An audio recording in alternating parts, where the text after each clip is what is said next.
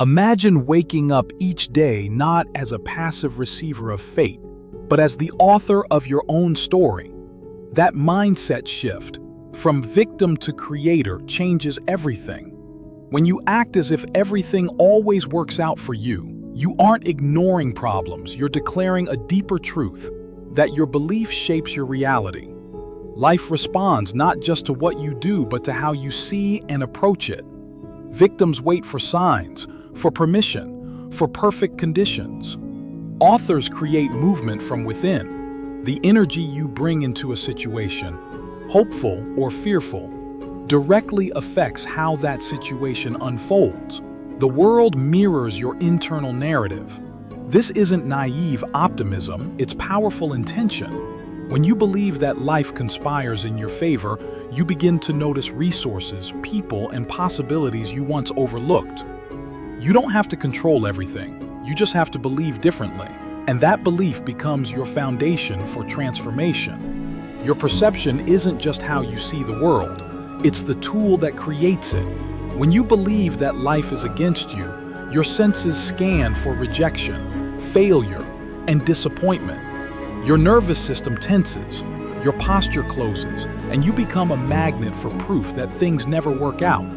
But shift the lens, even slightly, and everything begins to change.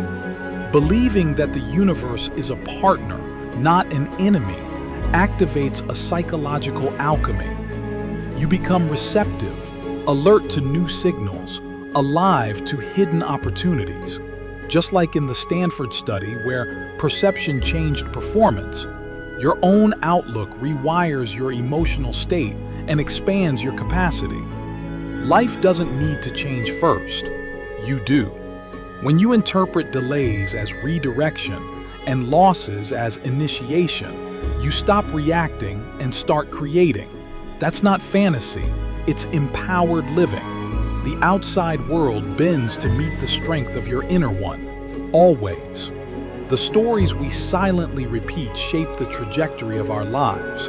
One woman believed she was cursed with bad luck. Every missed opportunity confirmed it. Every heartbreak deepened it. But when she was asked to consider a new story, that life wasn't punishing her, but preparing her, something shifted. She didn't become lucky overnight, but her perception evolved.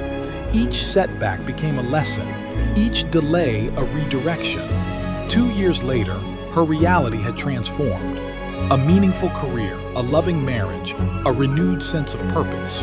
Not because fate suddenly favored her, but because she chose to see meaning where once there was only randomness.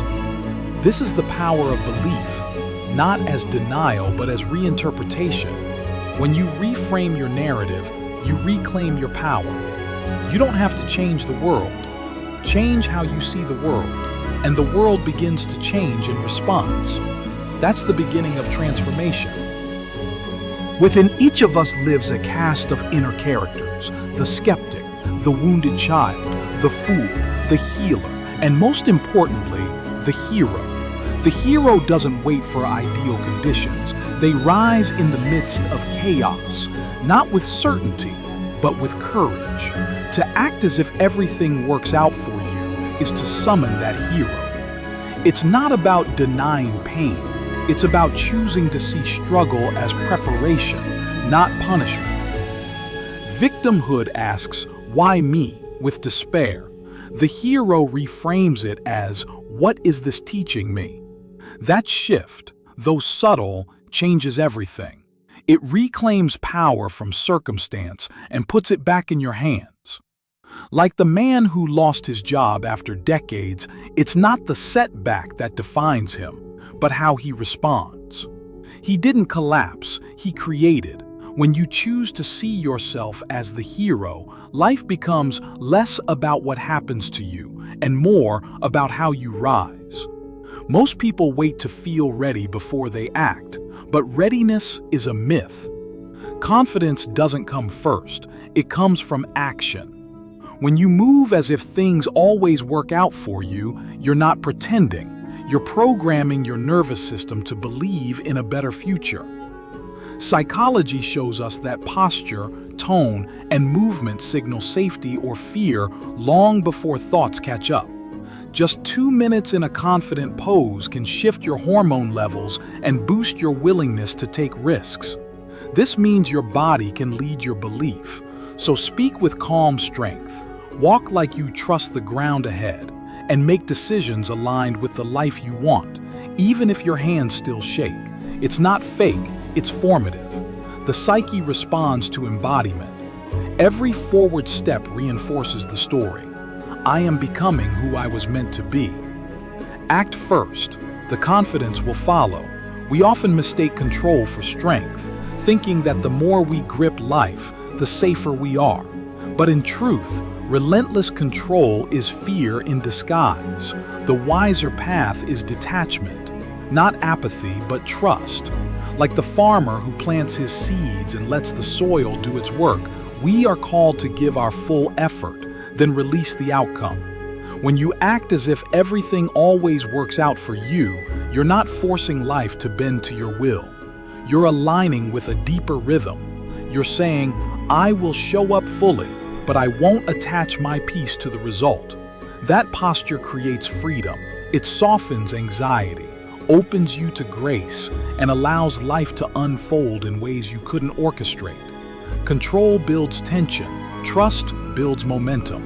And when you stop resisting what you cannot control, you make space for something greater to emerge. Time not by your fear, but by wisdom. There's a quiet force beneath every success. Not just talent or timing, but energy. The way you carry yourself speaks louder than your words. When you act as if everything always works out for you, you radiate certainty. Not arrogance, but grounded belief. And people feel it. Your posture, your presence, your tone. They send out a frequency that says, I belong here. That's what opens doors. Not just qualifications, but the energy of trust. Just like the young man who kept getting rejected until he shifted his inner posture, not his resume. Belief doesn't require you to be perfect. It requires you to show up as if you're already chosen. This shift isn't about faking, it's about aligning. When your inner frequency and outer action match, life begins to reflect that alignment. You stop pushing, you start attracting. The world doesn't just respond to what you do, it responds to who you believe you are. Real peace doesn't come from controlling every outcome. It comes from learning when to let go. Most people live in a constant state of tension, gripping to expectations, clinging to timelines, trying to force life into shape. But control is an illusion. The more you demand certainty, the more life resists. Instead, surrender becomes your power. Like the farmer who plants the seed, waters it, and then waits in trust. Not because he sees the roots forming, but because he believes in the unseen process. You must learn to do your part, then release. This isn't weakness, it's wisdom. When you stop gripping, you make space for what could be. You shift from desperation to flow. Life begins to respond, not to your force, but to your openness. When you act as if everything always works out, you stop waiting for peace and start living in it. Surrender isn't giving up, it's giving in, to trust. The world doesn't respond to perfection, it responds to presence. When you carry a deep, embodied belief that life is unfolding for your good, you move differently. You speak with quiet conviction, not desperate persuasion. You walk into rooms not needing approval, but knowing you belong. This belief radiates. It's not a mantra whispered in the mirror.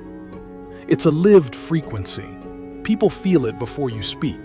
When you knock with doubt, the world stays silent. But when your presence says, I am ready, doors begin to open. This isn't magic, it's resonance. The inner alignment between who you are and how you show up creates an invisible invitation for opportunities, relationships, and experiences to meet you where you are. You stop waiting for signs, you become the sign. You stop rehearsing your worth, you begin embodying it. And in doing so, you shift from striving to magnetism. From hoping for life to happen to making it happen. Many people live burdened by the illusion that they must control everything, outcomes, timelines, even other people's reactions. But true power doesn't lie in control, it lies in trust. When you act as if everything always works out for you, you're not surrendering responsibility. You're stepping into your role as a co-creator, not the sole architect. Life is not a machine to be engineered, but a mystery to be experienced with devotion and trust. Just like the farmer tends his soil and releases the rest to nature, you're called to give your best and then let go. You are not meant to carry it all. The universe doesn't respond to pressure, it responds to alignment. When you detach from outcomes, you invite greater possibilities than you could ever force into existence. Trust isn't weakness. It's a quiet strength that frees your energy, opens your heart, and allows your life to unfold in ways control never could. At some point in adulthood, we all face uncertainty, career changes, financial pressure, heartbreak, or moments where life feels directionless. But the message here is clear. The way you perceive your reality shapes how you experience it. Acting as if everything always works out is not blind optimism. It's a disciplined mindset that rewires your nervous system toward resilience, openness, and possibility. This posture doesn't deny pain, it reinterprets it. It turns delays into redirection, failures into feedback, and discomfort into growth. For those juggling responsibilities, stress, and doubt, this isn't a call to fake positivity. It's a call to reclaim your authorship. When you stand up, speak with intention, and walk into each day with the quiet faith that life is working with you, not against you, you align with a deeper force. This mindset builds emotional strength, attracts aligned opportunities, and fosters peace amidst chaos. The lesson? Don't wait for life to prove itself safe. Choose to show up like it already is and watch everything begin to shift.